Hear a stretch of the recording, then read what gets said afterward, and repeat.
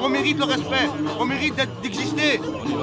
On va perdre notre vie, c'est toute vos carrières qui est foutue. Des visages déterminés, des pancartes levées, l'atmosphère est chargée d'une énergie palpable. On est en colère, on a donné notre vie là-bas et on a travaillé comme des sous-mertes et au final on n'a rien. Sur la place de l'Albertine, un grand nombre de sous-traitants d'Audi se rassemblent. Tous ont une même revendication, des indemnités de départ décentes. Aujourd'hui, les travailleurs sous-traitants sont encore en chômage économique et ça aussi, c'est une différence par rapport à Audi qui paye tous ses travailleurs temps plein, tandis que les sous-traitants, eux, perdent de l'argent. En toile de fond de cette manifestation se profile un enjeu majeur, la loi Renault.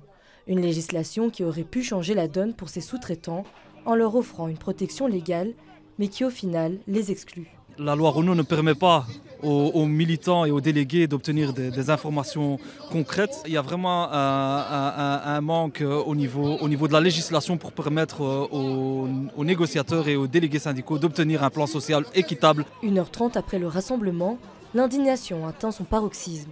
Il est temps de changer de lieu. En tant qu'ouvriers, on va tous devant l'usine Audi. Se retrouver à la merci des décisions d'entreprise, une situation incompréhensible pour les sous-traitants.